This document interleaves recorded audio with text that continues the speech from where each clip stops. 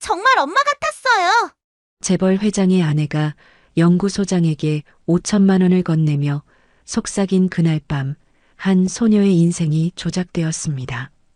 그로부터 사흘 전, 영하 7도의 겨울밤, 반지하 월세를 전전하며 붕어빵을 팔던 18살 할인 앞에 8살 꼬마가 나타났어요. 누나, 우리 엄마랑 똑같아요.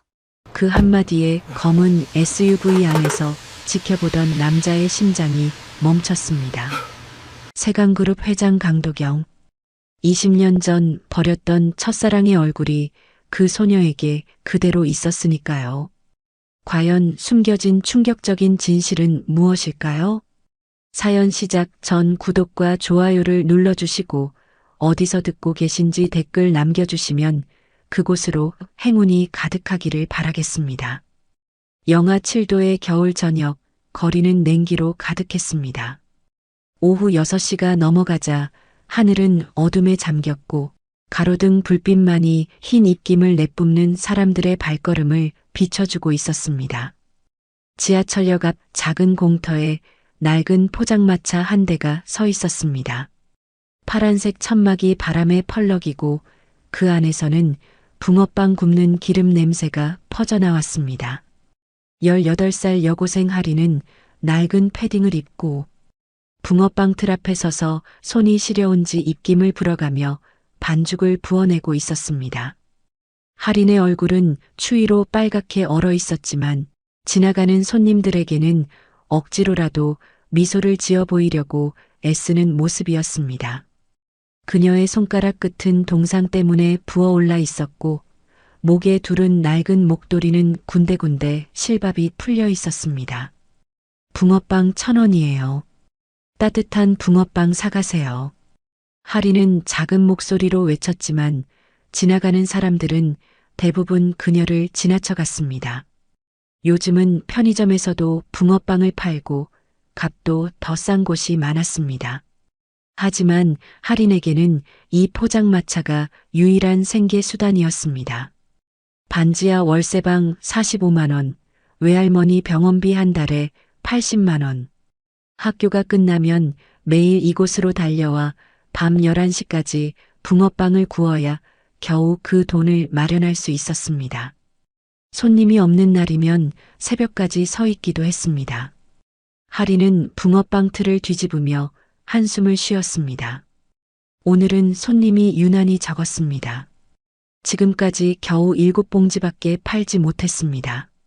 이대로라면 오늘 목표액인 3만 원도 채우지 못할 것 같았습니다. 그때 멀리서 검은색 SUV 한 대가 천천히 다가오더니 포장마차 앞에 멈춰 섰습니다. 차창이 내려가고 운전석에 앉은 중년 남자의 얼굴이 보였습니다. 50대 중반쯤 되어 보이는 그 남자는 깔끔한 정장 차림에 고급스러운 코트를 입고 있었습니다. 남자는 뒷좌석을 향해 무언가 말했고 곧 뒷문이 열리며 작은 아이가 내렸습니다. 8살쯤 되어 보이는 남자아이였습니다. 아이는 비싼 브랜드의 패딩을 입고 있었지만 얼굴에는 어딘가 쓸쓸한 표정이 담겨 있었습니다. 저기요, 붕어빵 한 봉지 주세요. 아이의 목소리는 나이에 비해 침착했지만 어딘가 외로워 보이는 느낌이 들었습니다. 하리는 환하게 웃으며 갓 구운 붕어빵을 봉지에 담아주었습니다. 1,000원이에요. 조심히 먹어요. 아니 뜨거우니까. 하린이 따뜻하게 말하자 아이는 돈을 건네며 붕어빵을 받았습니다. 그리고 봉지를 들고 차로 돌아가려던 순간 갑자기 멈춰 섰습니다. 아이는 천천히 고개를 돌려 하린을 다시 쳐다봤습니다. 그 눈빛에는 뭔가 간절한 것이 담겨 있었습니다.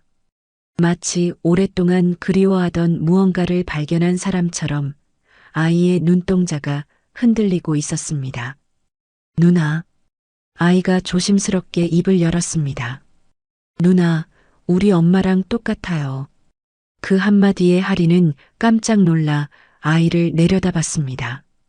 아이의 눈가에는 금방이라도 눈물이 맺힐 것 같았습니다. 엄마요? 할인이 당황해서 물었습니다. 아이는 고개를 끄덕이며 붕어빵 봉지를 꼭 껴안았습니다. 엄마 목소리랑 똑같아요. 엄마도 저한테 이렇게 따뜻하게 말해줬어요. 아이의 목소리가 떨렸습니다. 할인은 가슴이 먹먹해져서 아무 말도 할 수 없었습니다.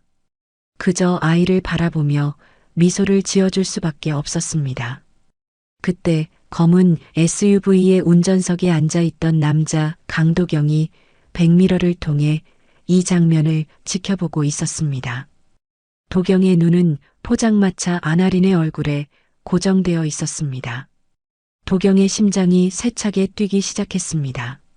손에 쥔 핸들을 움켜쥔 손가락에 힘이 들어갔습니다.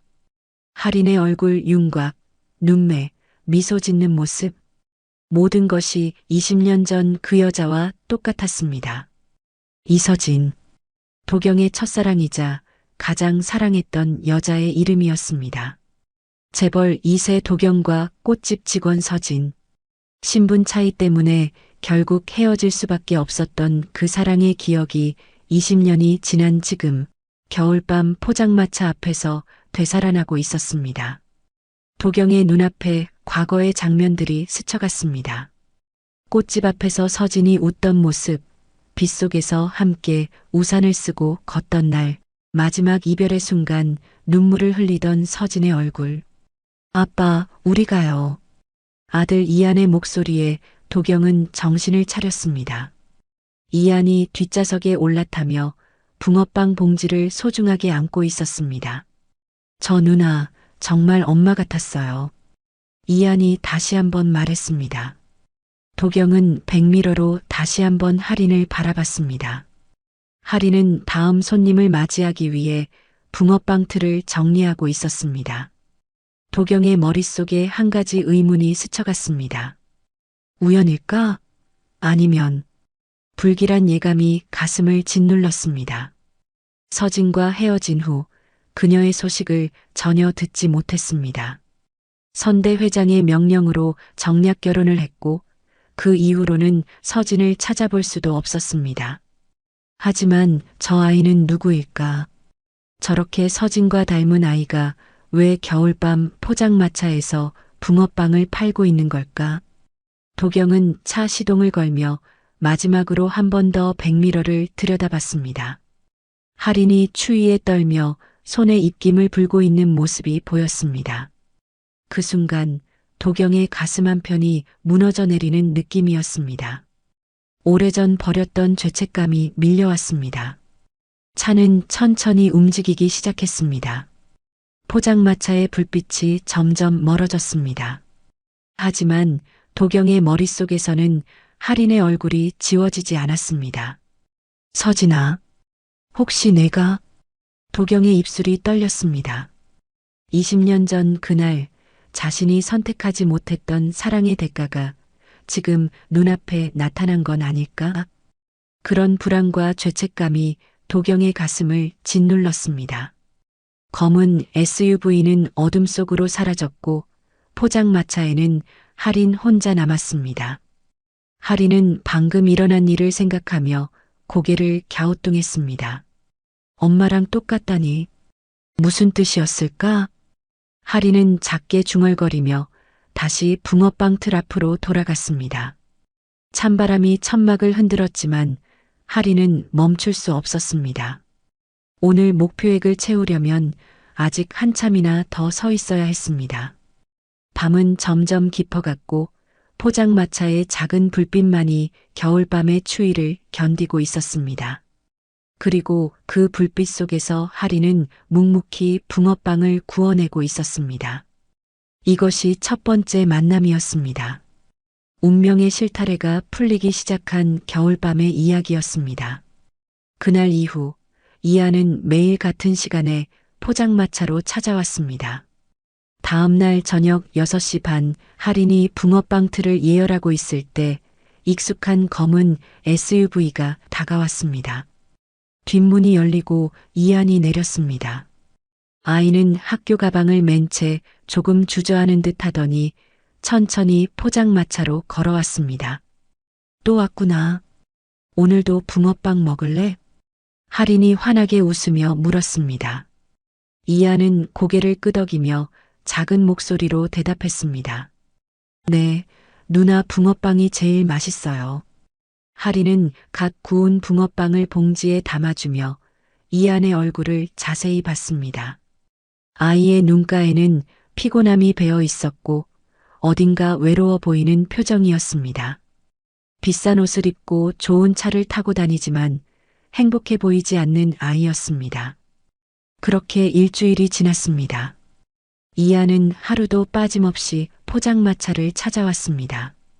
비가 오는 날에도 눈이 내리는 날에도 이하는 어김없이 나타났습니다. 어느 날 저녁 할인은 이한이 학교 가방 옆에 놓인 공책을 보게 되었습니다. 공책 귀퉁이가 찢어져 있었고 군데군데 낙서가 되어 있었습니다. 누군가 장난으로 그린 것 같지 않았습니다. 마치 놀림을 받은 흔적처럼 보였습니다. 이한아, 학교에서 친구들이랑 잘 지내? 할인이 조심스럽게 물었습니다. 이한은 잠시 말없이 고개를 숙였습니다. 잘 모르겠어요. 애들이 저랑 별로 안 놀아요. 이한의 목소리가 작아졌습니다. 할인의 가슴이 먹먹해졌습니다. 자신도 학교에서 따돌림을 받았던 적이 있어서 이한의 마음이 충분히 이해됐습니다. 그럼 누나가 이한이 친구해줄까? 매일 여기 오면 누나가 붕어빵도 주고 이야기도 들어줄게. 할인이 따뜻하게 말했습니다.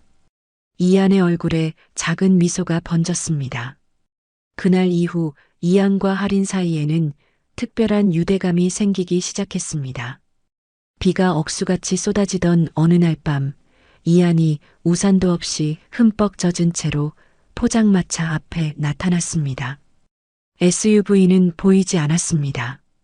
학원 수업이 끝나고 혼자 걸어온 것 같았습니다.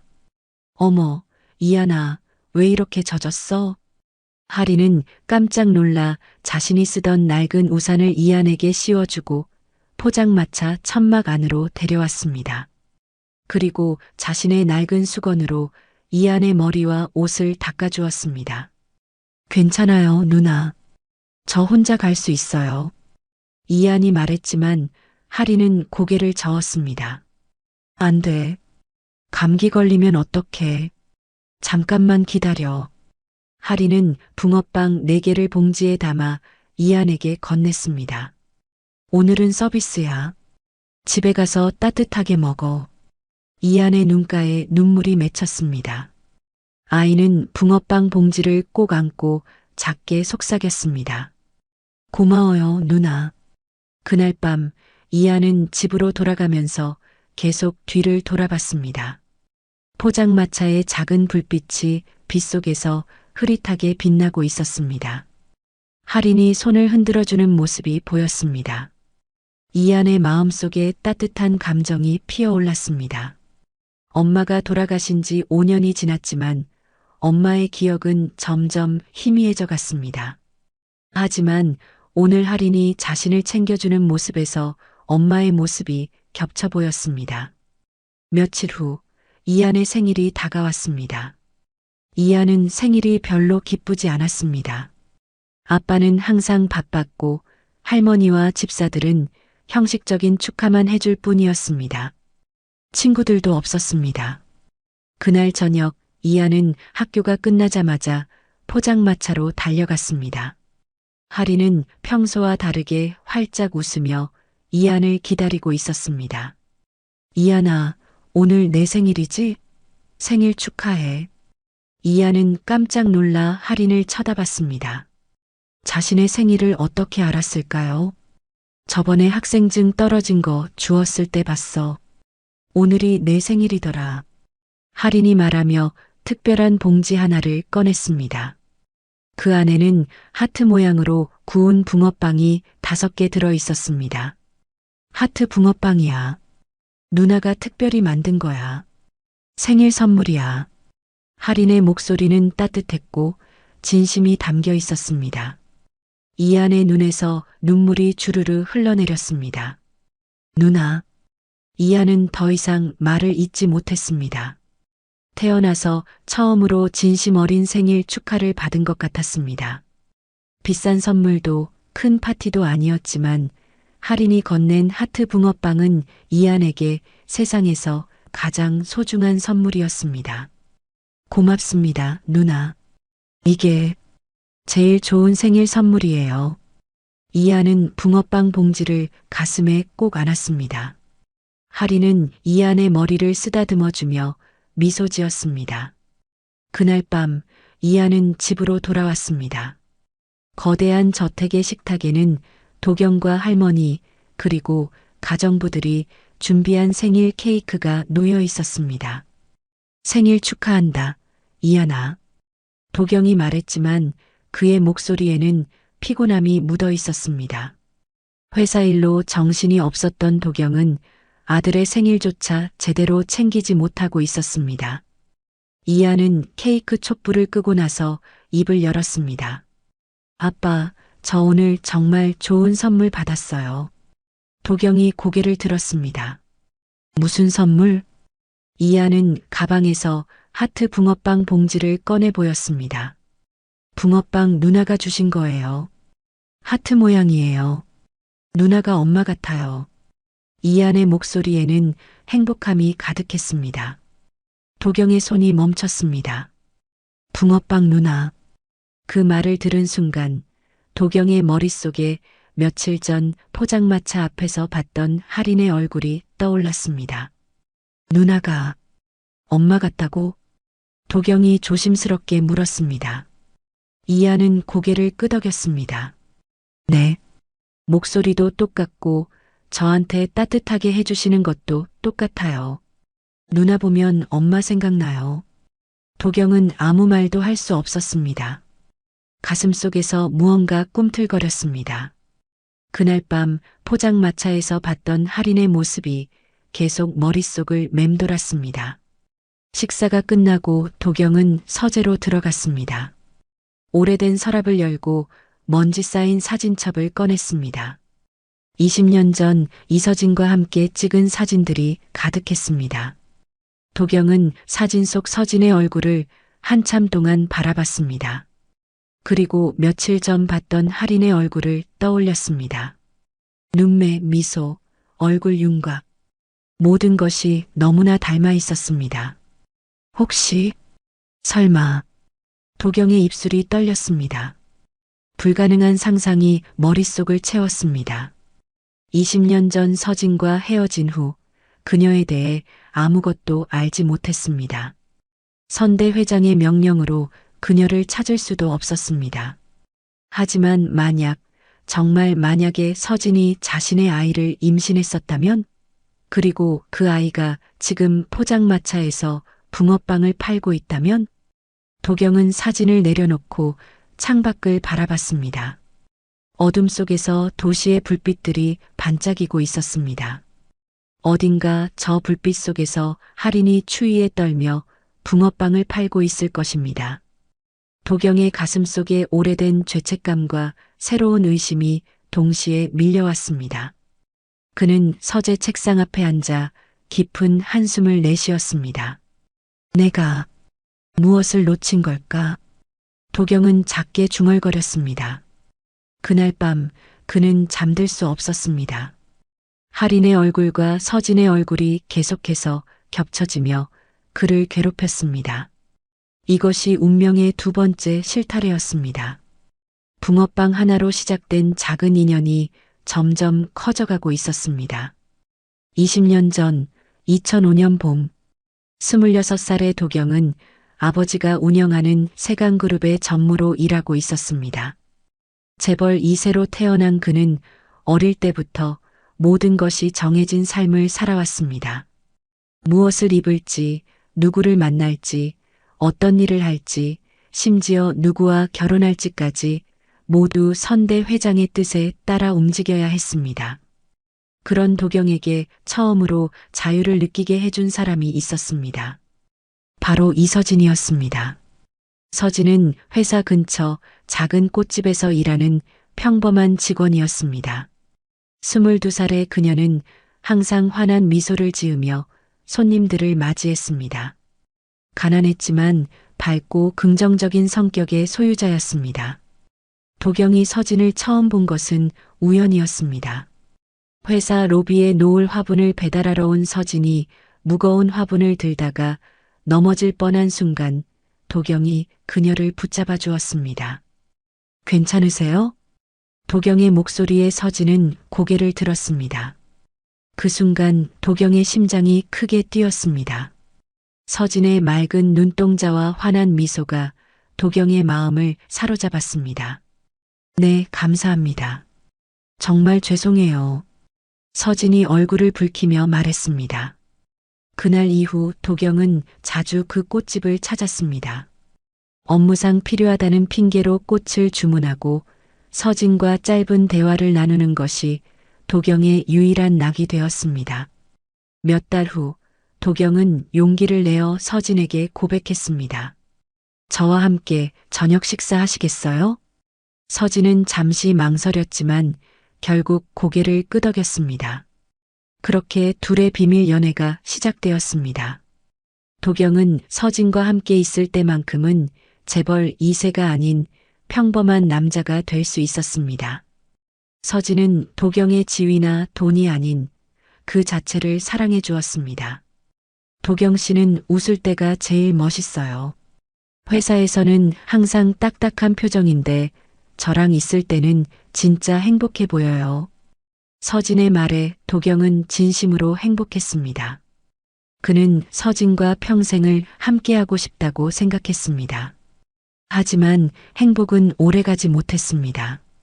1년 후 선대 회장이 둘의 관계를 알게 되었습니다. 회장은 크게 분노했습니다. 강도경, 내가 뭘 하는 거냐? 꽃집 여자와 연애를? 회장실에서 도경은 아버지의 호통을 들어야 했습니다. 아버지, 저는 서진을 진심으로 사랑합니다. 도경이 말했지만 회장은 코웃음을 쳤습니다. 사랑? 우리 집안에서 사랑 따위는 사치야. 너는 내가 정한 사람과 결혼해야 한다. 한 회장의 딸 한미라와 약혼식이 다음 달이다. 회장의 말에 도경은 충격을 받았습니다. 정략 결혼은 언젠가 올 줄 알았지만 이렇게 갑작스럽게 닥칠 줄은 몰랐습니다. 아버지, 저는 서진과 결혼하고 싶습니다. 도경이 간절하게 말했지만 회장은 차갑게 대답했습니다. 그럼 이 집안을 나가라. 회사도 재산도 모든 걸 포기하고 그 여자와 함께 살아봐라.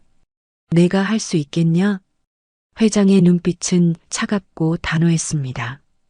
도경은 아무 말도 할 수 없었습니다. 그날 밤 도경은 서진을 만났습니다. 한강 다리 위에서 둘은 마주 섰습니다. 서진은 도경의 표정만 봐도 무슨 일이 있었는지 알 수 있었습니다. 도경 씨, 무슨 일 있어요? 서진이 조심스럽게 물었습니다.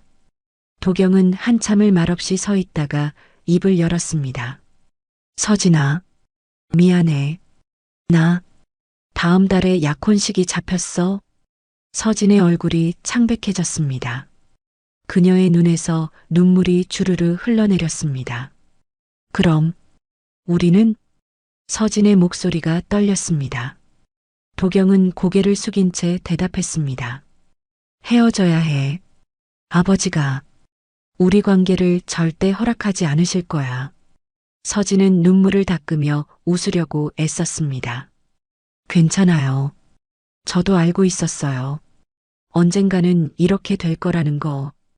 도경 씨는 다른 세계 사람이잖아요. 서진의 말에 도경의 가슴이 찢어지는 것 같았습니다. 그는 서진을 끌어안고 싶었지만 그럴 자격이 없다고 느꼈습니다. 정말 미안해, 서진아. 내가 너무 비겁해서. 도경의 목소리가 떨렸습니다. 서진은 고개를 저으며 작은 목소리로 말했습니다. 아니에요. 도경 씨 잘못이 아니에요. 그냥 우리 인연이 여기까지였나 봐요. 그날 밤 둘은 한강 다리 위에서 오랫동안 서로를 바라봤습니다. 그리고 마지막 포옹을 나눈 후 각자의 길로 돌아갔습니다. 그로부터 한 달 후, 도경은 한미라와 약혼식을 올렸습니다. 화려한 호텔 연회장에서 수백 명의 하객들이 축하해 주었지만 도경의 마음은 텅 비어 있었습니다. 한편 서진은 그 후 꽃집을 그만두고 조용히 사라졌습니다. 도경은 그녀의 소식을 알 수 없었습니다. 선대 회장의 감시 때문에 서진을 찾을 수도 없었습니다. 하지만 도경이 알지 못하는 사실이 있었습니다. 서진은 임신을 했습니다. 도경과 이별한 지 한 달 후 서진은 자신이 임신했다는 사실을 알게 되었습니다. 병원에서 임신 확인서를 받아든 서진은 한참을 울었습니다. 도경에게 알려야 할까 말아야 할까? 하지만 서진은 결심했습니다. 도경 씨에게는 이제 새로운 삶이 있어. 내가 나타나서 그 삶을 망칠 수는 없어. 서진은 혼자 아이를 키우기로 결심했습니다. 고향인 작은 도시로 내려가 조그만 아파트를 얻었습니다. 임신 중에도 편의점에서 아르바이트를 하며 돈을 모았습니다. 그리고 2007년 3월 서진은 딸을 낳았습니다. 윤아린이라는 이름을 지어주었습니다. 하린아, 엄마가 꼭 지켜줄게. 우리 둘이서 행복하게 살자. 서진은 갓 태어난 딸을 안으며 눈물을 흘렸습니다. 비록 힘들었지만 서진은 하린을 키우며 행복을 느꼈습니다. 같은 시기 도경은 미라와 결혼식을 올렸습니다. 1년 후 미라는 아들을 낳았습니다. 이안이었습니다. 하지만 도경과 미라의 결혼 생활은 행복하지 않았습니다. 둘 사이에는 사랑이 없었습니다. 그저 집안과 집안의 결합일 뿐이었습니다. 미라는 점점 냉정하고 차가운 사람이 되어갔습니다. 도경 역시 일에만 몰두하며 가정을 돌보지 않았습니다. 그러던 중 5년 전 미라가 갑작스러운 교통사고로 세상을 떠났습니다. 이안은 겨우 3살이었습니다. 엄마를 잃은 이안은 외롭고 쓸쓸한 아이로 자랐습니다. 도경은 아들을 사랑했지만 표현하는 방법을 몰랐습니다. 일에만 빠져 지내던 도경은 아들과 제대로 된 대화조차 나누지 못했습니다. 이안의 기억 속에서 엄마의 모습은 점점 희미해져 갔습니다. 따뜻하게 안아주던 느낌, 자장가를 불러주던 목소리, 모든 것이 흐릿해졌습니다. 그래서 이안은 포장마차에서 만난 하린에게서 엄마의 모습을 느꼈던 것입니다. 하린의 따뜻함이 이안에게는 그리운 엄마의 온기와 같았습니다. 운명의 실타래는 이렇게 복잡하게 얽혀 있었습니다. 20년 전의 선택이 지금의 모든 것을 만들어냈습니다. 저택 2층, 미라의 개인 서재. 오후 4시 미라는 소파에 앉아 홍차를 마시고 있었습니다. 40대 중반의 그녀는 여전히 우아한 외모를 유지하고 있었지만 그 눈빛에는 차가운 계산이 담겨 있었습니다. 미라는 도경과의 결혼 생활에서 사랑을 기대한 적이 없었습니다. 처음부터 이것은 집안과 집안의 결합이었고 그녀가 원했던 것은 세강그룹의 안주인 자리와 그에 따르는 권력이었습니다. 그런데 최근 며칠간 이안의 행동이 이상했습니다. 아들은 매일 같은 말을 반복했습니다. 붕어빵 누나가 엄마 같아요.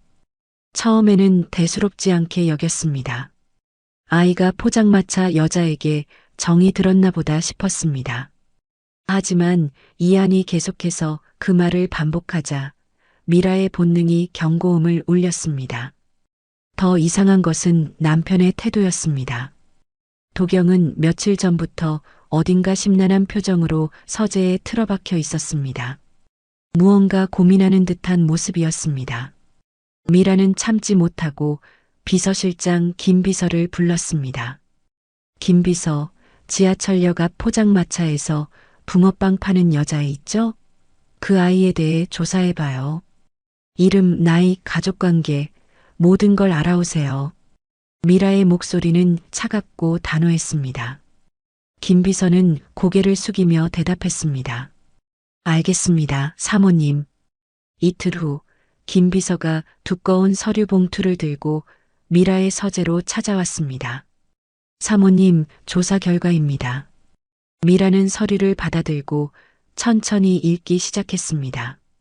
첫 장에는 기본 인적사항이 적혀 있었습니다. 이름 윤아린, 나이 18세, 주소 서울시 관악구 반지하 월세, 직업 붕어빵 포장마차 운영. 미라는 별 감흥 없이 다음 장을 넘겼습니다. 그런데 가족관계란을 보는 순간 미라의 손이 멈췄습니다. 모 이서진, 8년 전 사망. 이서진. 그 이름을 보는 순간 미라의 얼굴이 굳어졌습니다. 이서진이라는 이름은 낯설지 않았습니다. 결혼 전 시어머니로부터 들었던 이야기가 떠올랐습니다. 도경이가 결혼 전에 사귀던 여자가 있었대요.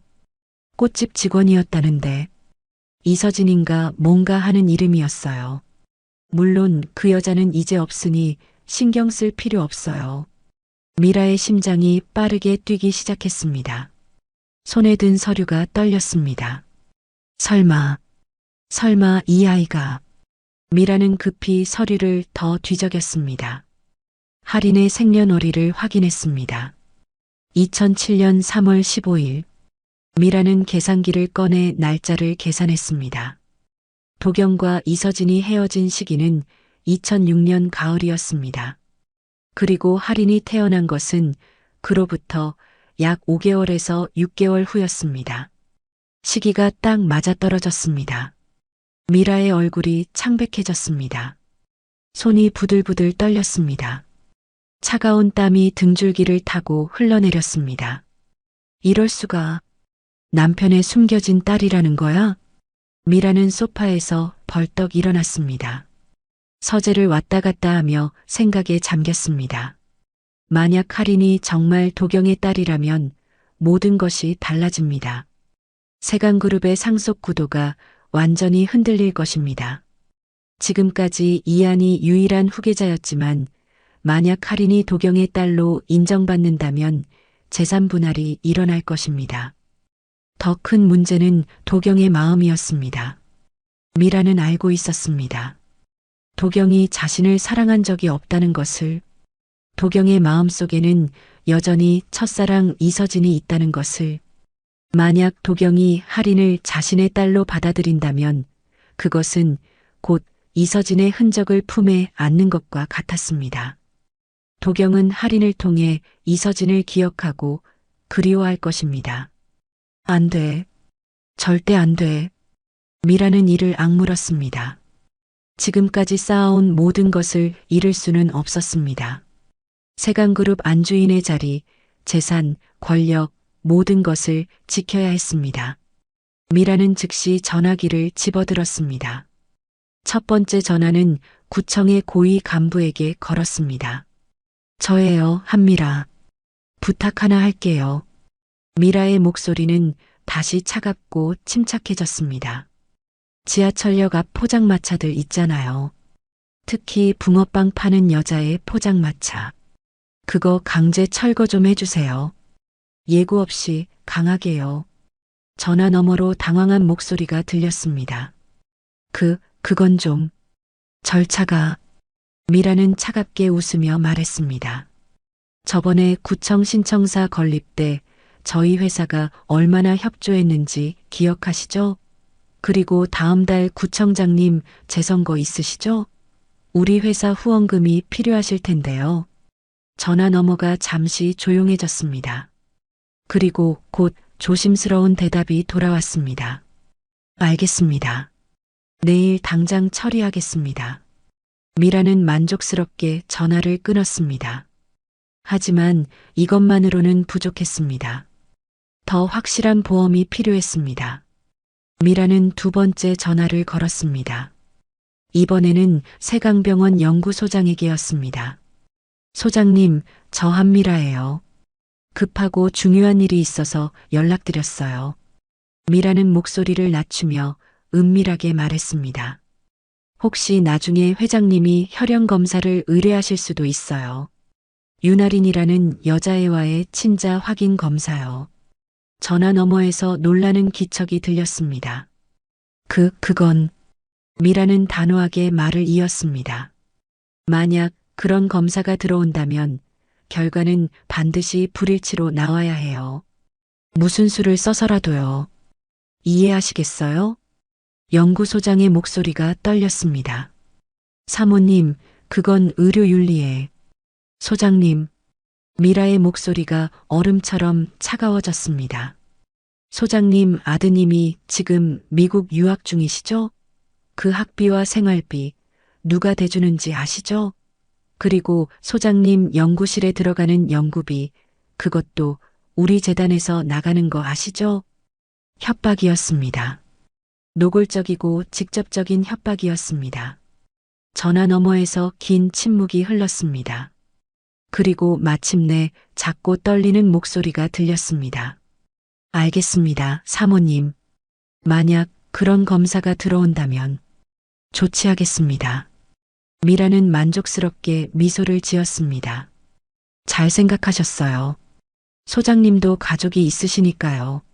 서로 윈윈하는 관계를 유지합시다. 전화를 끄는 미라는 창밖을 바라봤습니다. 저 멀리 도시의 불빛들이 반짝이고 있었습니다. 어딘가 저 불빛 속에서 할인이 붕어빵을 팔고 있겠죠. 내가 누구든 어디서 왔든 상관없어. 이 집안에 발을 들릴 순 없어. 미라는 차갑게 중얼거렸습니다. 그녀의 눈빛에는 냉혹함과 결의가 가득했습니다.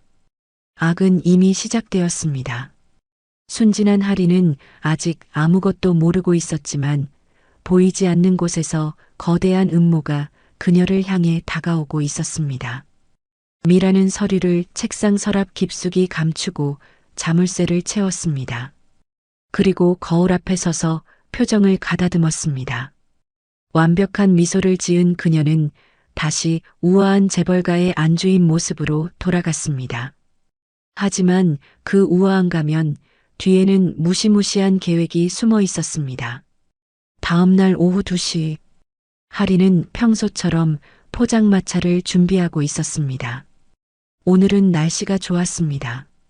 맑은 하늘에 햇살이 따스하게 내리쬐고 있었습니다. 하리는 붕어빵 틀을 닦으며 작은 기대감을 품었습니다. 오늘은 손님이 많이 오겠지? 이한이도 올 거고. 하리는 이한을 위해 특별히 팥소를 더 듬뿍 넣은 붕어빵을 준비해 두었습니다.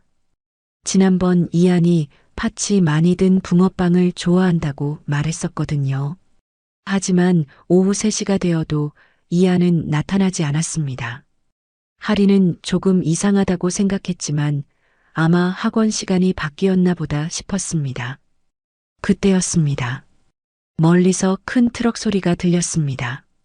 하린이 고개를 들자 구청 로고가 붙은 트럭 2대가 광장 쪽으로 들어오는 것이 보였습니다. 그 뒤를 용역업체 차량 3대가 따라왔습니다. 트럭이 포장마차 앞에 멈춰 섰습니다. 차에서 내린 남자들은 10명이 넘었습니다. 형광색 조끼를 입은 단속반 직원들과 검은 옷을 입은 용역 직원들이었습니다.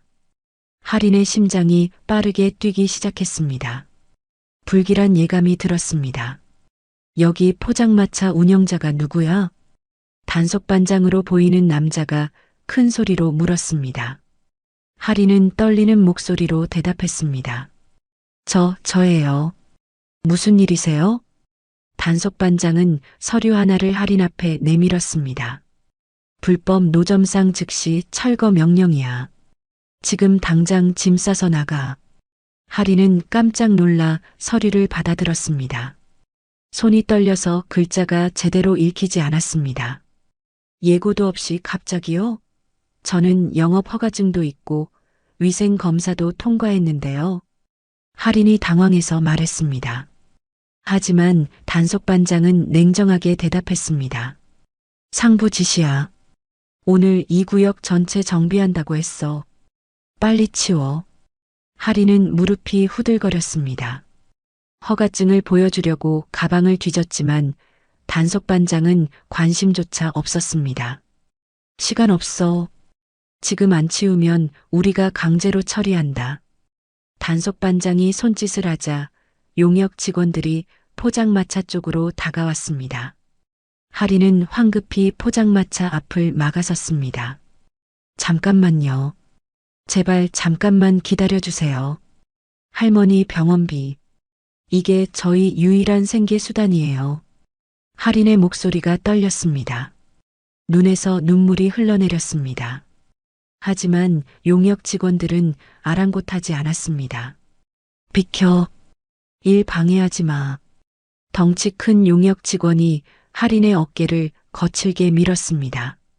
하린은 비틀거렸지만 다시 포장마차 앞을 막아섰습니다. 안 돼요. 제발이요. 제가 당장 치울게요. 조금만 시간을 주세요. 하린이 울먹이며 애원했습니다. 하지만 용역 직원들은 더 이상 기다려주지 않았습니다. 야, 저 애 좀 치워. 단속반장의 명령에 용역 직원 2명이 하린을 붙잡았습니다. 하린은 발버둥을 쳤지만 힘으로는 상대가 되지 않았습니다. 놓아주세요. 제발 놓아주세요. 하린의 비명이 광장에 울려 퍼졌습니다. 하지만 지나가는 사람들은 그저 쳐다보기만 할 뿐 아무도 도와주지 않았습니다. 용역 직원들이 하린을 옆으로 끌어내자 다른 직원들이 포장마차를 해체하기 시작했습니다. 파란색 천막이 찢어지며 내려졌습니다. 붕어빵 틀이 거칠게 들어 올려졌습니다. 안 돼요. 그거 조심히 다뤄주세요. 제발이요. 하린이 울부짖었습니다. 하지만 아무도 듣지 않았습니다. 쾅! 용역 직원이 붕어빵 틀을 트럭 짐칸에 던졌습니다. 새로 만든 붕어빵 틀이 트럭 바닥에 부딪히며 큰 소리를 냈습니다. 가스통과 의자도 마구 던져졌습니다. 하린은 용역 직원의 손을 뿌리치고 포장마차 쪽으로 달려갔습니다. 그리고 붕어빵 틀을 지키려고 했습니다. 이건 제 거예요. 이건 안 돼요. 하린이 붕어빵 틀을 끌어안았습니다. 하지만 용역 직원이 하린의 팔을 잡아당겼습니다. 나 지금 업무 방해하는 거야. 용역 직원이 하린을 거칠게 밀쳤습니다. 하린은 균형을 잃고 뒤로 넘어졌습니다. 퍽! 하린의 몸이 진흙 웅덩이에 떨어졌습니다. 며칠 전 내린 비로 생긴 진흙탕이었습니다. 하린의 옷과 얼굴에 진흙이 튀었습니다. 하린은 진흙 속에서 일어나려고 몸부림쳤습니다. 손과 무릎이 진흙 투성이가 되었습니다. 찬 진흙이 옷 속으로 스며들었습니다. 그때 용역 직원이 붕어빵 틀을 들어 올렸습니다. 하린은 필사적으로 손을 뻗었습니다. 안 돼요. 그건 할머니가 물려주신 거예요. 하린의 비명이 터져 나왔습니다. 하지만 용역 직원은 개의치 않고 붕어빵 틀을 트럭으로 던졌습니다. 쿵! 쨍그랑! 붕어빵 틀이 트럭 모서리에 부딪히며 두 동강이 났습니다. 철제 손잡이가 떨어져 나가고 틀 가운데가 금이 갔습니다. 아, 안 돼. 하린은 그 장면을 보며 무너져 내렸습니다. 진흙 속에 주저앉은 채 하린은 오열했습니다. 그 붕어빵 틀은 외할머니가 젊은 시절부터 사용하던 것이었습니다. 어머니 서진도 그 틀로 붕어빵을 만들었고 하린도 그것을 물려받았습니다. 3대에 걸쳐 이어져 온 유일한 유산이 눈앞에서 부서졌습니다. 하린은 진흙 속에서 울부짖었습니다. 차가운 진흙이 온몸을 적셨지만 그것보다 더 차가운 것은 세상의 냉혹함이었습니다. 바로 그때였습니다. 기! 급브레이크 소리와 함께 검은색 세단이 광장에 급정거했습니다. 차 문이 열리고 도경이 뛰어내렸습니다. 도경은 회사로 가던 중이었습니다. 우연히 이 길을 지나가다가 포장마차가 철거되는 장면을 목격했습니다. 처음에는 그저 일상적인 단속이라고 생각했습니다. 하지만 진흙 속에 쓰러진 할인을 보는 순간 도경의 심장이 멈추는 것 같았습니다. 진흙투성이가 된 할인의 얼굴에서 20년 전 서진의 얼굴이 겹쳐 보였습니다. 도경의 머릿속이 하얗게 변했습니다. 멈춰. 도경이 큰 소리로 외쳤습니다. 그의 목소리에는 분노와 절박함이 섞여 있었습니다. 용역 직원들이 놀라 작업을 멈추고 도경을 쳐다봤습니다. 도경은 성큼성큼 걸어와 단속반장 앞에 섰습니다. 당신들 지금 뭐 하는 거요? 도경의 목소리는 차갑고 날카로웠습니다. 단속반장이 당황하며 대답했습니다. 저희는 구청 지시에 따라. 구청 지시? 도경이 비웃듯 말했습니다. 누구 지시로 이렇게 폭력적으로 철거하는 거요? 저 아이 보이지 않소? 진흙 속에 쓰러진 저 아이가 안 보여요? 도경의 목소리가 떨렸습니다. 오랜만에 느끼는 분노였습니다. 이 포장마차의 모든 책임은 내가 진다. 철거 중지하고 당장 물러서시오. 도경이 단호하게 말했습니다. 단속반장은 어리둥절한 표정으로 도경을 쳐다봤습니다. 당신이 누군데? 세강그룹 회장 강도경이요. 도경이 명함을 꺼내 던지듯 건넸습니다. 단속반장의 얼굴이 창백해졌습니다. 도경은 할인에게 다가가 손을 내밀었습니다. 일어나세요. 할인은 진흙투성이 얼굴로 도경을 올려다봤습니다. 눈물과 진흙이 범벅이 된 얼굴이었습니다. 도경의 가슴이 무너져 내렸습니다. 첫 번째 감정의 폭발이었습니다. 차 안에서 할인은 진흙투성이 옷을 입은 채 움츠리고 있었습니다. 몸이 떨렸습니다. 추위 때문인지 충격 때문인지 알 수 없었습니다. 도경은 백미러로 할인을 바라봤습니다. 진흙으로 얼룩진 할인의 얼굴에서 서진의 모습이 계속 겹쳐 보였습니다. 도경의 손이 핸들을 꽉 쥐었습니다. 설마, 정말 설마. 도경의 머릿속이 복잡했습니다. 20년 전 서진과 헤어진 후 그녀가 임신했을 가능성은 생각해 본 적이 없었습니다. 아니, 생각하지 않으려고 했습니다. 그것은 너무나 고통스러운 가정이었으니까요. 세강병원 응급실에 도착하자 간호사들이 황급히 달려왔습니다.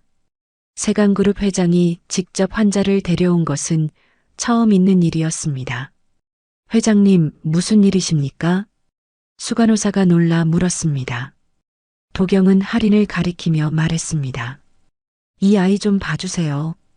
진흙에 넘어져서 다쳤을 수도 있어요. 간호사들이 할인을 휠체어에 앉혔습니다. 할인은 여전히 멍한 표정이었습니다. 방금 일어난 일이 현실처럼 느껴지지 않았습니다. 간호사들이 할인을 응급처치실로 데려갔습니다. 도경도 뒤따라 들어갔습니다. 젖은 옷을 갈아입혀야 해요. 체온이 많이 떨어졌네요. 젊은 간호사가 말했습니다.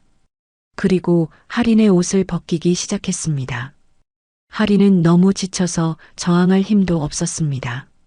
간호사가 진흙투성이 패딩을 벗기고 그 아래 후드티를 벗기려는 순간이었습니다. 후드티 목 부분에 걸려있던 목걸이가 밖으로 나왔습니다.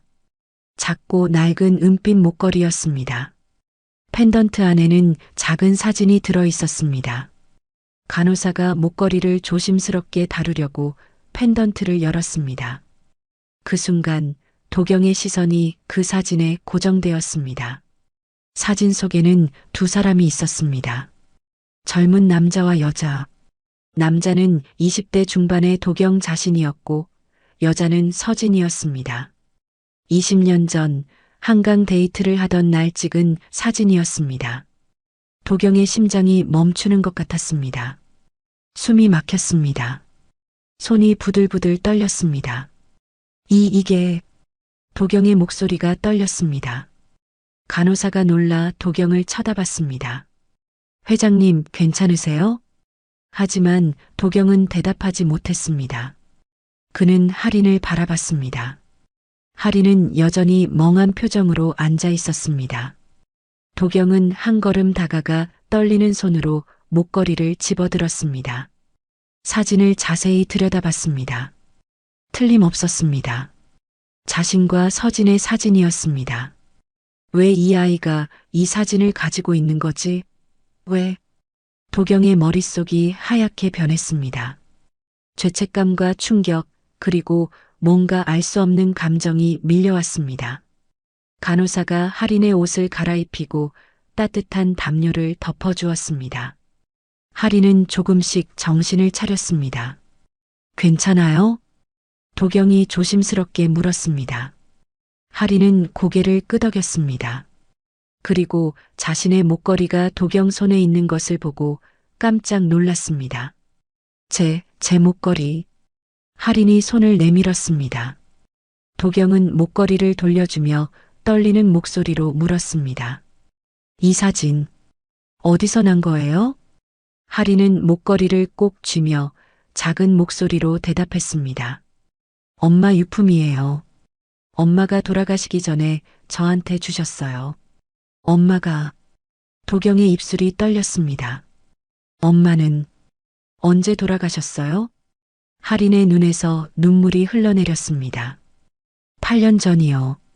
강인병원에서 돈이 없어서 입원도 못하고 돌아가셨어요.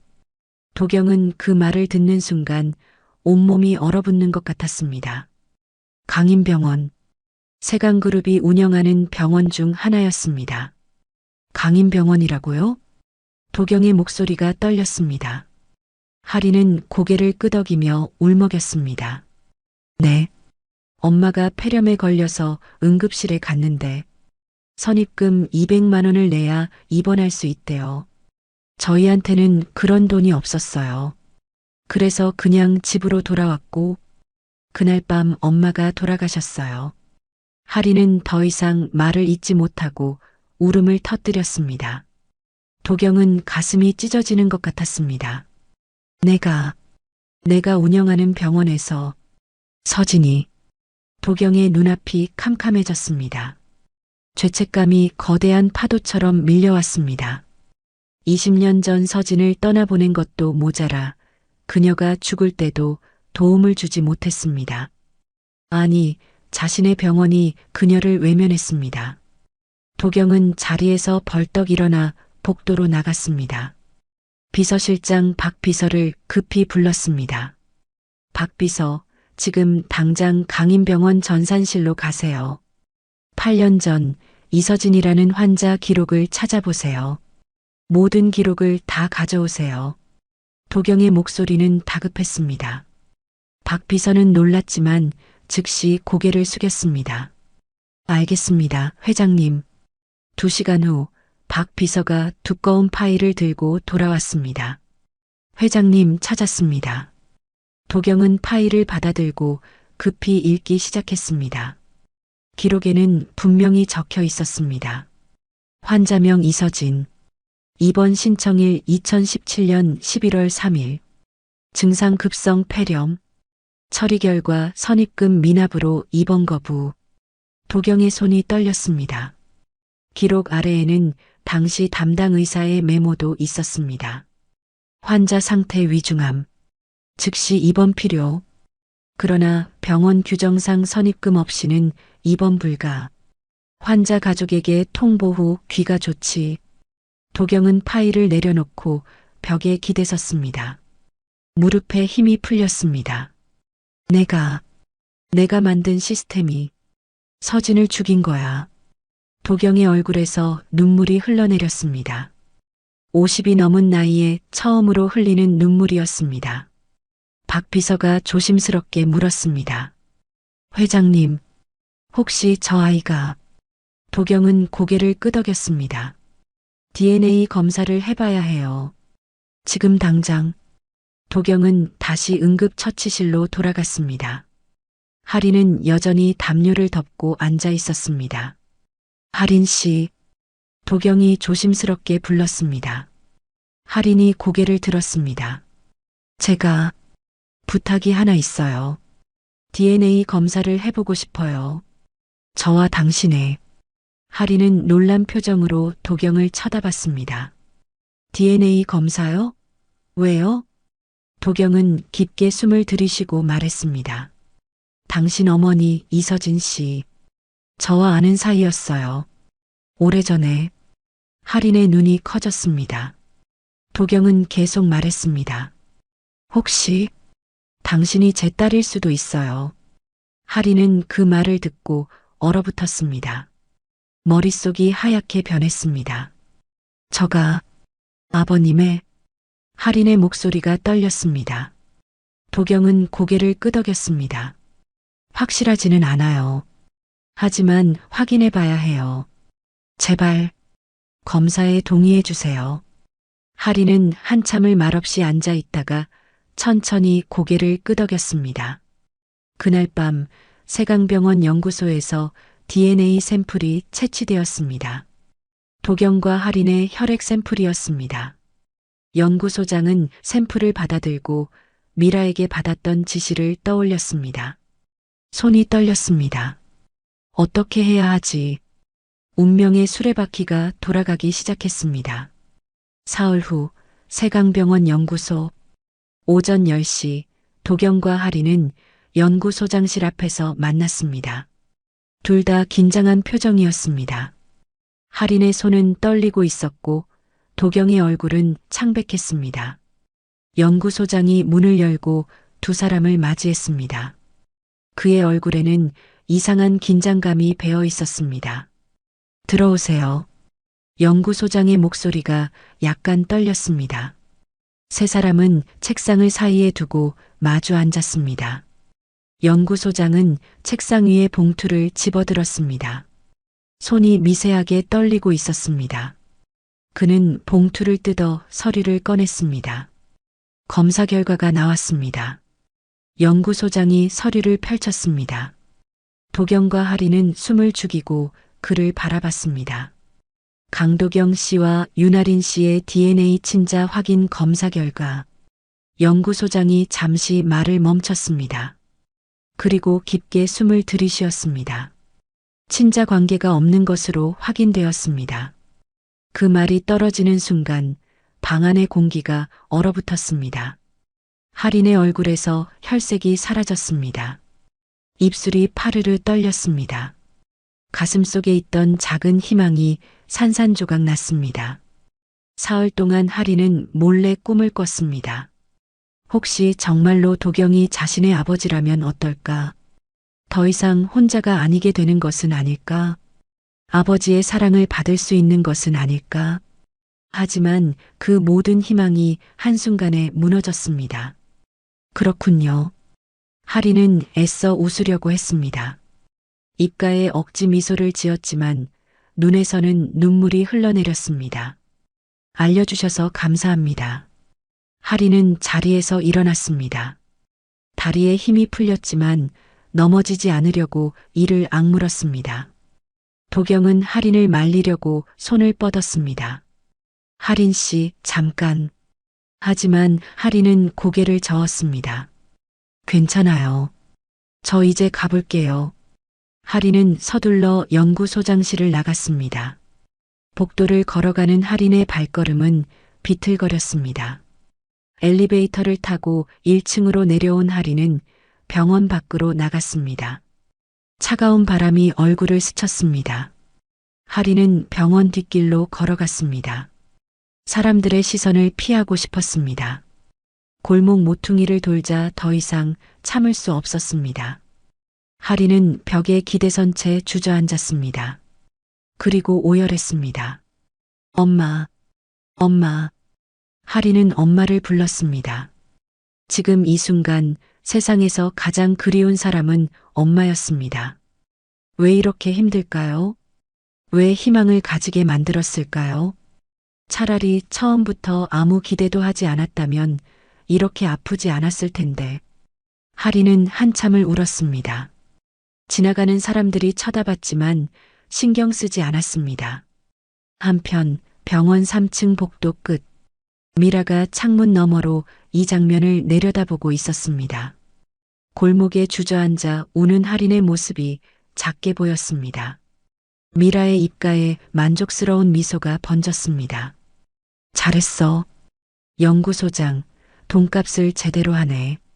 미라는 작게 중얼거리며 창문에서 돌아섰습니다. 그녀의 눈빛에는 차가운 승리감이 담겨 있었습니다. 미라는 우아하게 복도를 걸어갔습니다. 모든 것이 계획대로 진행되었습니다. 이제 더 이상 하리는 위협이 되지 않을 것입니다. 그날 저녁, 도경의 서재. 도경은 책상 앞에 앉아 깊은 생각에 잠겨 있었습니다. DNA 검사 결과가 불일치라고 나왔지만 뭔가 석연치 않았습니다. 할인이 가지고 있던 목걸이 속 사진, 서진의 딸이라는 사실, 그리고 무엇보다 할인의 얼굴이 서진과 너무나 닮았다는 것. 정말 내 딸이 아닌 걸까? 도경은 작게 중얼거렸습니다. 뭔가 놓치고 있는 게 있는 것 같았습니다. 도경은 오래된 서랍을 열었습니다. 20년 전 서진과의 추억이 담긴 물건들이 나왔습니다. 낡은 사진첩, 편지들, 그리고 서진이 마지막으로 보낸 카드. 도경은 하나하나 꺼내 살펴봤습니다. 사진 속 서진은 항상 환하게 웃고 있었습니다. 서진아, 내가 무슨 말을 하고 싶었던 거니? 도경은 사진을 쓰다듬으며 속삭였습니다. 죄책감과 그리움이 동시에 밀려왔습니다. 그때 책상 위에 있던 서진의 진료 기록이 눈에 들어왔습니다.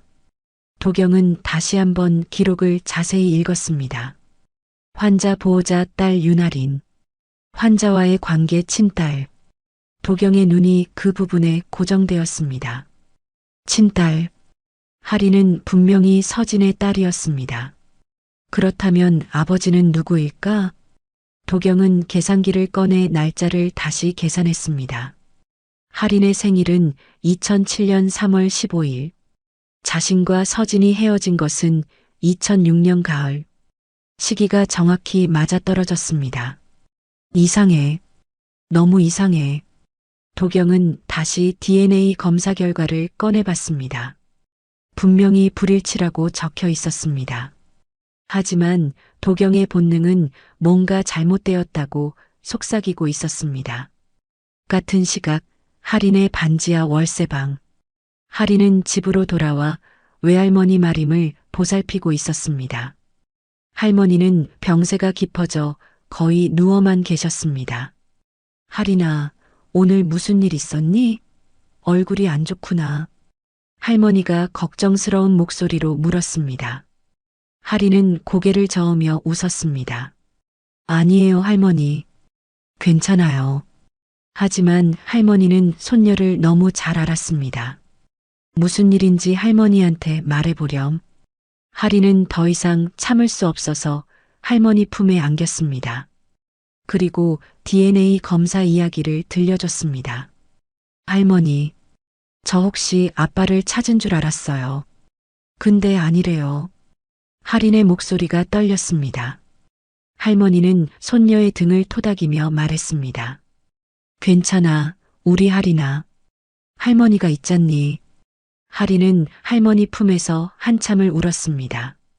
밤이 깊어지고 할머니가 잠든 후 할인은 엄마의 유품 상자를 꺼냈습니다.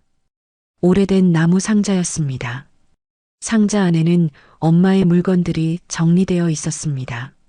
낡은 일기장, 편지, 그리고 사진들. 할인은 사진들을 하나씩 꺼내봤습니다. 대부분 엄마 혼자 찍은 사진이었습니다.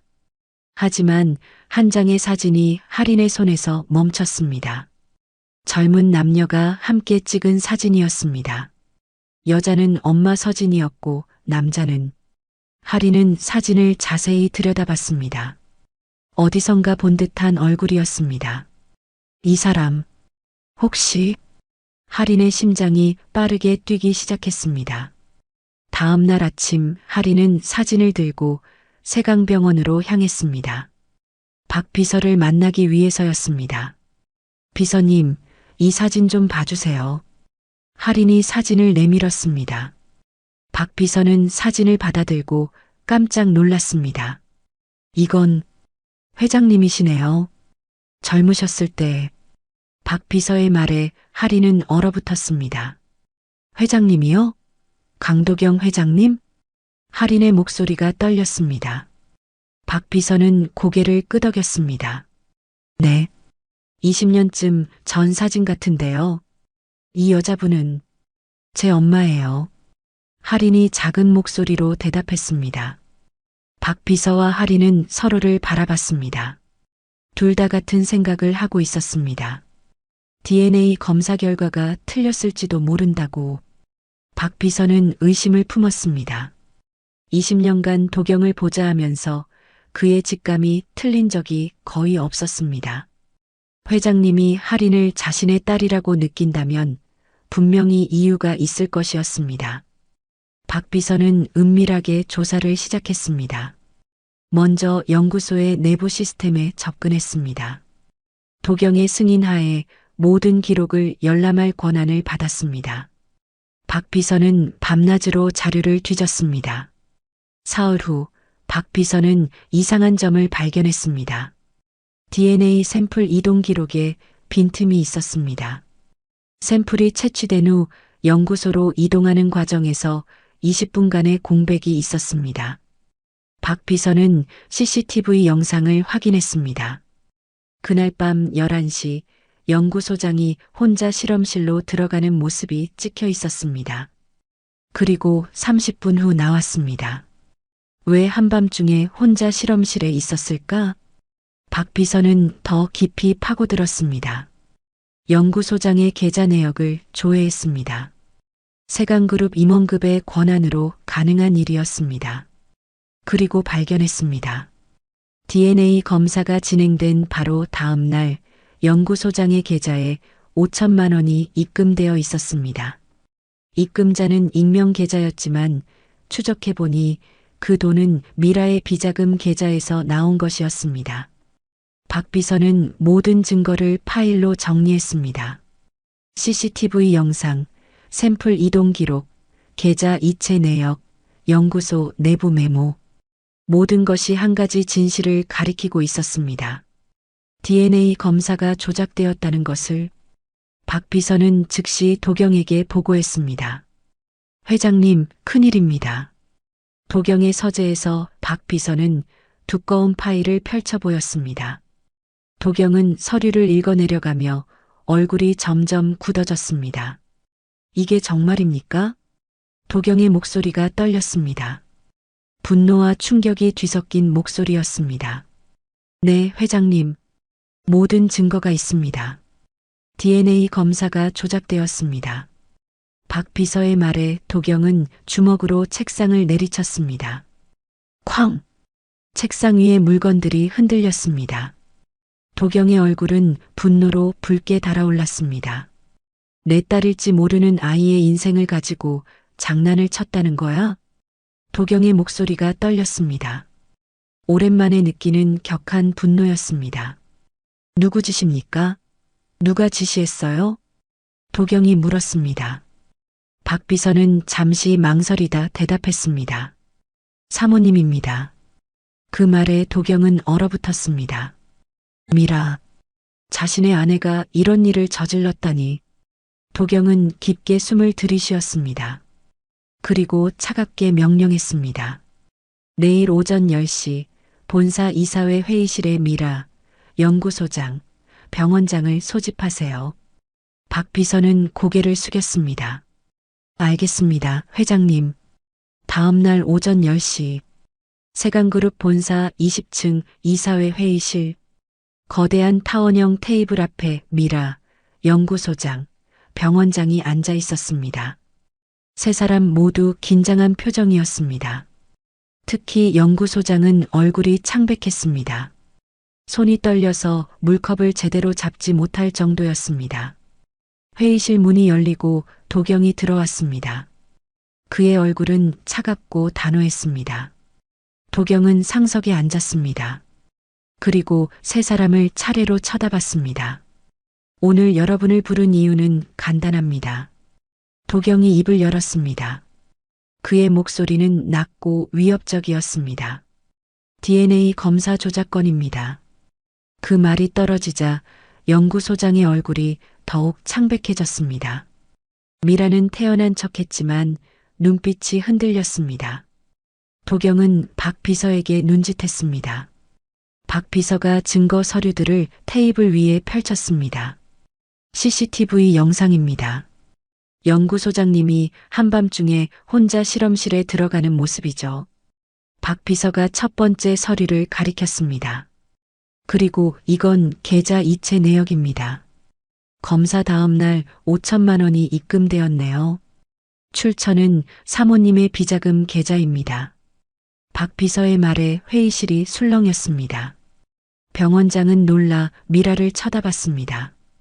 도경은 연구소장을 똑바로 쳐다봤습니다. 연구소장님, 설명해 보시죠. 왜 한밤중에 실험실에 들어갔습니까? 그리고 그 돈은 뭡니까? 연구소장은 입술을 떨며 아무 말도 하지 못했습니다. 땀이 이마에서 주르르 흘러내렸습니다. 말하세요. 지금 말하면 선처할 수도 있습니다. 도경의 목소리가 더욱 차갑게 변했습니다. 연구소장은 더 이상 버티지 못했습니다. 그는 고개를 숙이고 떨리는 목소리로 말했습니다. 죄송합니다, 회장님. 제가 샘플을 바꿨습니다. 누구 지시입니까? 도경이 날카롭게 물었습니다. 연구소장은 미라를 흘끗 쳐다보고는 작은 목소리로 대답했습니다. 사모님께서 결과를 불일치로 만들어 달라고 하셨습니다. 그 말이 떨어지자 회의실이 얼어붙었습니다. 모든 시선이 미라에게 쏠렸습니다. 미라는 여전히 차분한 표정을 유지하려 했지만 손이 떨리고 있었습니다. 당신이 왜 그런 짓을 했습니까? 도경이 미라를 향해 물었습니다. 20년 결혼 생활에서 가장 차가운 목소리였습니다. 미라는 입술을 깨물었습니다. 그리고 마침내 입을 열었습니다. 상속 때문이었어요. 만약 그 아이가 당신 딸로 인정되면 이 안의 상속분이 줄어들잖아요. 미라의 목소리에는 변명의 흔적이 없었습니다. 오히려 당당했습니다. 도경은 믿을 수 없다는 표정으로 미라를 쳐다봤습니다.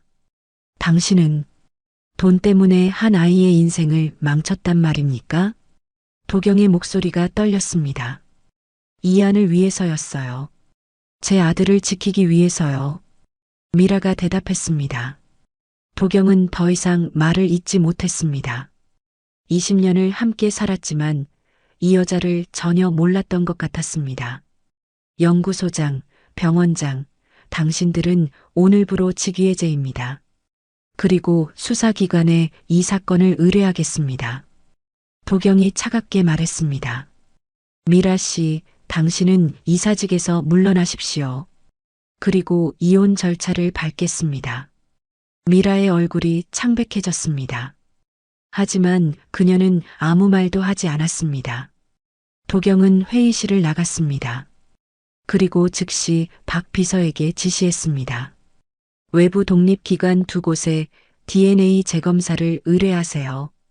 절대 조작될 수 없도록 철저하게 관리하세요. 박 비서는 고개를 숙였습니다. 알겠습니다, 회장님. 일주일 후 두 곳의 독립기관에서 결과가 나왔습니다. 도경은 떨리는 손으로 봉투를 열었습니다. 서류를 읽는 그의 눈에서 눈물이 흘러내렸습니다. 친자 확률 99.99%. 하리는 정말로 자신의 딸이었습니다. 도경은 서류를 가슴에 안고 오랫동안 울었습니다. 20년간 놓쳤던 딸, 지켜주지 못했던 딸. 도경의 머릿속에 진흙 속에 쓰러진 할인의 모습이 떠올랐습니다. 부서진 붕어빵 틀의 모습도 떠올랐습니다. 이제부터는 내가 지킨다. 도경은 작게 중얼거렸습니다. 그리고 결심했습니다. 남은 인생을 딸을 위해 살겠다고. 세강병원 특실병동. 할인의 외할머니 마림은 병세가 악화되어 입원해 있었습니다. 도경이 모든 치료비를 부담하며 최고의 의료진이 치료하고 있었습니다. 오후 3시 도경은 재검사 결과 서류를 손에 쥐고 병실 앞에 섰습니다. 문 앞에서 한참을 망설였습니다. 손이 떨렸습니다. 20년을 놓쳤던 딸. 어떤 말로 용서를 구해야 할까요? 도경은 깊게 숨을 들이쉬고 문을 두드렸습니다. 들어오세요. 할인의 목소리가 들렸습니다. 도경은 천천히 문을 열고 들어갔습니다. 병실 안에는 할인과 할머니 마림이 있었습니다. 할인은 할머니 곁에 앉아 과일을 깎아드리고 있었습니다. 회장님, 할인이 놀라 일어났습니다. 도경은 조심스럽게 다가갔습니다. 앉아 있어요. 제가 할 말이 있어서 왔습니다. 도경의 목소리는 떨리고 있었습니다. 그는 할인 앞에 섰습니다. 재검사 결과가 나왔어요. 도경이 봉투를 꺼냈습니다. 할인의 얼굴이 긴장으로 굳어졌습니다. 할머니도 긴장한 표정으로 두 사람을 바라봤습니다. 도경은 서류를 할인에게 건넸습니다. 할인은 떨리는 손으로 서류를 받아들고 읽기 시작했습니다. 친자 확률 99.99%. 할인의 눈이 커졌습니다. 서류가 손에서 떨어질 뻔했습니다. 입술이 파르르 떨렸습니다. 이건 할인의 목소리가 작게 나왔습니다. 도경은 할인을 똑바로 쳐다보며 말했습니다. 할인 씨, 아니 할인아. 도경의 목소리가 떨렸습니다. 눈에서 눈물이 흘러내렸습니다. 내가 내 딸이야. 정말로 내 딸이었어. 그 말이 떨어지는 순간 할인의 눈에서 눈물이 쏟아졌습니다. 가슴속에 쌓였던 모든 외로움과 그리움이 한꺼번에 터져 나왔습니다. 아버지. 할인은 그 말을 입 밖으로 꺼내는 순간 주저앉았습니다. 오열했습니다. 평생을 궁금해했던 아버지. 밤마다 그리워했던 아버지. 그 아버지가 눈앞에 있었습니다. 도경은 할인을 끌어안았습니다. 그리고 함께 울었습니다. 미안해, 할인아. 정말 미안해. 아빠가 너를 몰라봐서 미안해. 도경의 목소리는 울음으로 흔들렸습니다. 50이 넘은 나이의 재벌 회장이 아이처럼 울고 있었습니다. 침대에 누워있던 할머니 마림도 눈물을 흘렸습니다.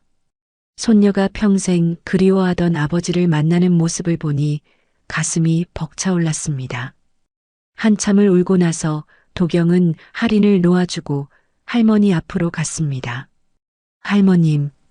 도경은 침대 옆에 무릎을 꿇었습니다. 할머니는 깜짝 놀라 손을 저었습니다. 아니, 이게 무슨... 하지만 도경은 고개를 깊이 숙였습니다. 그리고 큰 절을 올렸습니다. 할머님, 용서해 주십시오. 제가 서진을 지키지 못했습니다. 도경의 목소리가 떨렸습니다.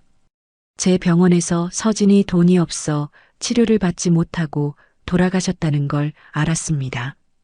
그리고 할인이가 이렇게 힘들게 살아온 것도 다 제 책임입니다. 도경은 이 말을 바닥에 댔습니다. 재벌 회장의 자존심 따위는 아무 의미가 없었습니다. 지금은 그저 딸을 지키지 못한 한 남자일 뿐이었습니다. 제발 용서해 주십시오. 남은 생은 할인이를 지키며 살겠습니다. 할머니는 도경의 어깨를 쓰다듬었습니다. 일어나세요. 이제라도 우리 할인이를 찾아주셔서 고맙습니다. 할머니의 목소리는 따뜻했습니다. 도경은 고개를 들어 할머니를 쳐다봤습니다. 제가 모든 것을 바로잡겠습니다. 약속드립니다. 도경은 진심으로 말했습니다. 그날부터 도경은 움직이기 시작했습니다. 먼저 강인병원의 선입금 제도를 폐지했습니다. 응급 환자는 돈이 없어도 무조건 치료받을 수 있도록 시스템을 바꿨습니다. 다시는 서진 씨 같은 일이 일어나서는 안 됩니다. 도경은 병원 이사회에서 단호하게 말했습니다. 이사들은 모두 고개를 숙였습니다.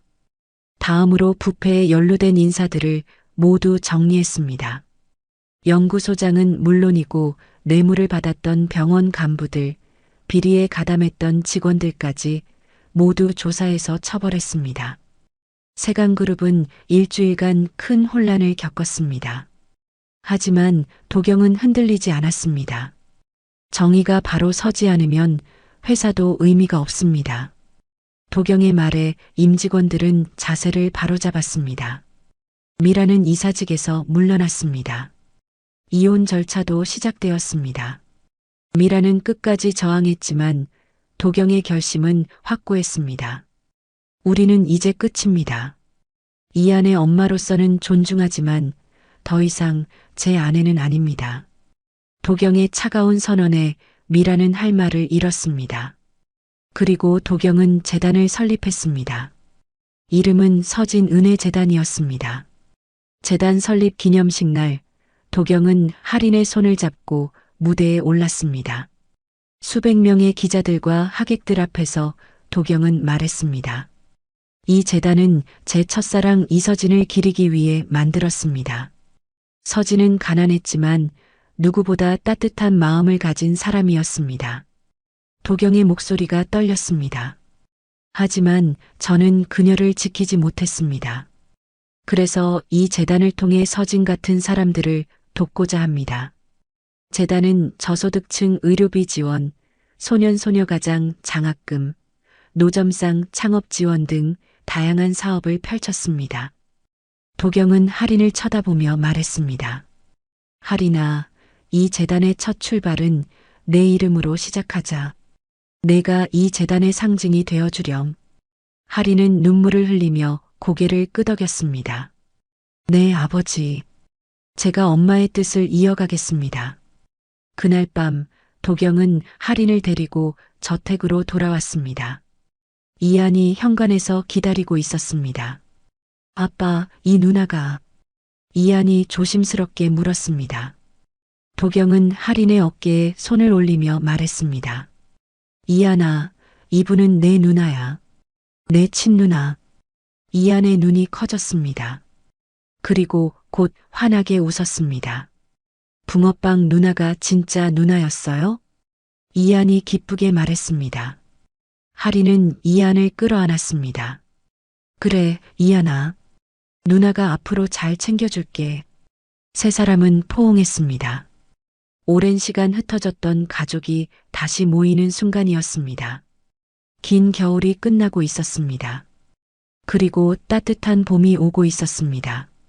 1년 후, 따스한 햇살이 내리쬐는 오후 2시, 서울 소재 보육원 운동장에는 많은 사람들이 모여 있었습니다. 서진은혜재단이 주최하는 봄맞이 행사가 열리고 있었습니다.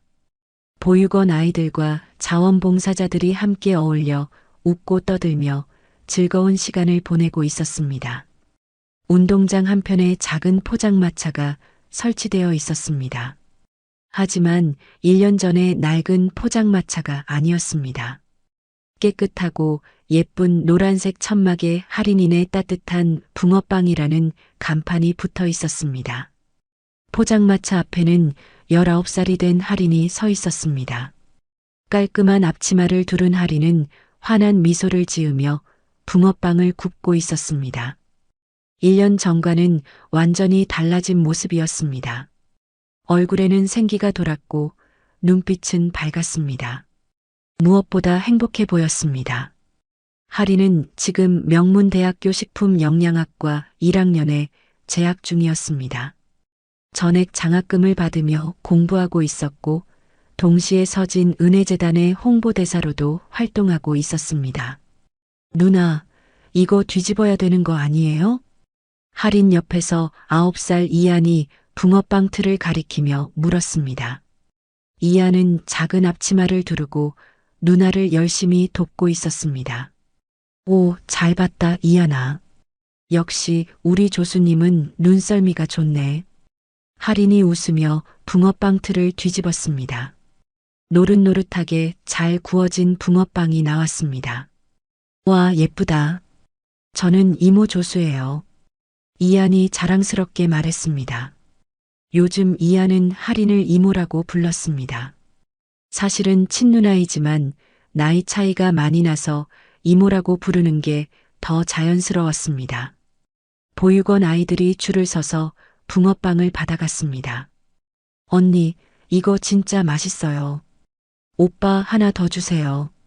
아이들의 밝은 목소리가 운동장에 울려 퍼졌습니다. 하리는 한 명 한 명에게 붕어빵을 건네며 따뜻하게 말을 건넸습니다. 천천히 먹어. 뜨거우니까 조심해. 맛있게 먹어. 더 먹고 싶으면 또 와. 1년 전 진흙 속에 쓰러졌던 그 할인이 맞나 싶을 정도로 환하게 웃고 있었습니다. 운동장 저편 큰 나무 그늘 아래 도경이 팔짱을 끼고 서서 이 모습을 지켜보고 있었습니다. 55살이 된 도경은 1년 전보다 훨씬 부드러운 표정을 하고 있었습니다. 재벌 회장의 냉정한 모습은 온데간데 없었습니다. 지금 그는 그저 딸을 바라보는 행복한 아버지일 뿐이었습니다. 도경의 옆에는 박 비서가 서 있었습니다. 회장님, 따님께서 정말 밝아지셨습니다. 박 비서가 조심스럽게 말했습니다. 도경은 고개를 끄덕이며 작게 웃었습니다. 그러게요. 저렇게 웃는 모습을 보니 모든 게 보상받는 기분입니다. 도경의 목소리는 부드러웠습니다. 그때 운동장 입구 쪽에서 휠체어가 천천히 들어왔습니다. 휠체어에는 할인의 외할머니 마림이 앉아 있었고 간호사가 휠체어를 밀고 있었습니다. 할머니는 1년간의 치료 끝에 많이 좋아지셨습니다. 완전히 회복하지는 못했지만 일상생활이 가능할 정도로 건강을 되찾았습니다. 할머니, 할인이 할머니를 보고 환하게 웃으며 손을 흔들었습니다. 할머니도 미소를 지으며 손을 흔들어 주었습니다. 도경이 할머니에게 다가가 인사했습니다. 할머님 오셨습니까? 제가 모시겠습니다. 도경이 간호사에게 휠체어를 넘겨받아 직접 밀기 시작했습니다. 세강그룹 회장이 직접 휠체어를 밀고 있는 모습은 누가 봐도 놀라운 광경이었습니다. 고맙네, 회장님. 할머니가 말했습니다. 도경은 고개를 저었습니다. 아닙니다, 할머님. 제가 해야 할 일입니다. 도경은 할머니를 할인이 있는 포장마차 앞으로 데려갔습니다. 할머니, 오늘 붕어빵 어때요? 예전이랑 똑같죠? 할인이 각 구운 붕어빵을 할머니께 드렸습니다. 할머니는 붕어빵을 한 입 베어 물고 눈을 감았습니다. 그래, 우리 서진이가 만들던 맛이랑 똑같구나. 할머니의 눈에서 눈물이 흘러내렸습니다. 기쁨의 눈물이었습니다. 할인도 할머니 손을 꼭 잡았습니다. 할머니, 전 행복해요. 정말 행복해요. 할인의 목소리가 떨렸습니다. 할머니는 손녀의 손을 쓰다듬으며 미소 지었습니다. 알아, 우리 할인이. 할머니도 행복하단다. 도경도 두 사람을 바라보며 미소를 지었습니다. 이것이 진정한 행복이었습니다. 행사가 끝나고 해가 저물 무렵 할인과 이하는 남은 붕어빵을 아이들에게 나눠주고 포장마차를 정리했습니다. 도경은 직원들과 함께 뒷정리를 도왔습니다. 아버지, 오늘 정말 좋았어요. 할인이 도경에게 다가와 말했습니다. 도경은 딸의 어깨를 토닥였습니다. 나도 좋았어. 내가 행복해하는 모습을 보니 더욱 좋았어. 두 사람은 나란히 서서 석양을 바라봤습니다. 아버지, 제가 대학 졸업하면 재단 일을 본격적으로 하고 싶어요. 엄마가 하지 못했던 일들을 제가 해내고 싶어요. 할인의 목소리에는 결연함이 담겨 있었습니다. 도경은 고개를 끄덕였습니다. 그래, 아빠가 도와줄게. 우리 함께 서진의 꿈을 이뤄보자. 그날 밤 도경의 서재. 도경은 책상 앞에 앉아 있었습니다. 책상 위에는 세 장의 사진이 나란히 놓여 있었습니다. 첫 번째 사진은 20년 전 젊은 서진이 환하게 웃고 있는 모습이었습니다.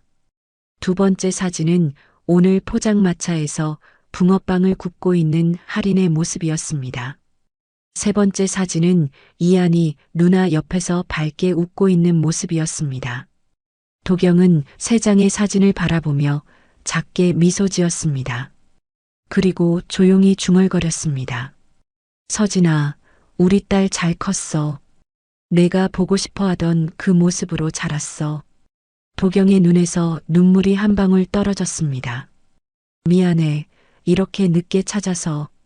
하지만 이제는 내가 잘 지킬게. 약속할게. 도경은 서진의 사진을 손으로 쓰다듬었습니다. 창밖으로 봄바람이 불어왔습니다. 커튼이 살랑살랑 흔들렸습니다. 마치 서진이 대답하는 것 같았습니다. 도경은 자리에서 일어나 창문을 열었습니다.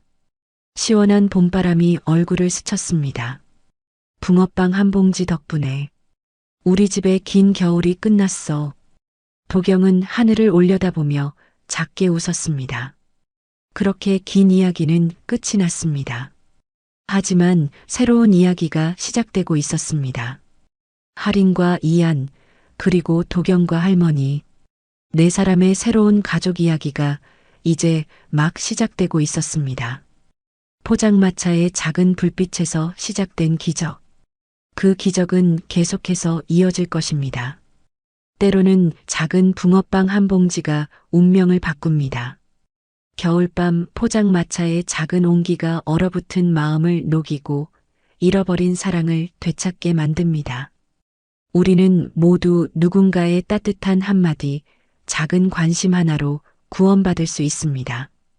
이 이야기가 여러분의 마음에도 봄날의 햇살처럼 따스하게 남기를 바랍니다. 사연 시청해 주셔서 감사드립니다. 인형 같은 이야기였습니다.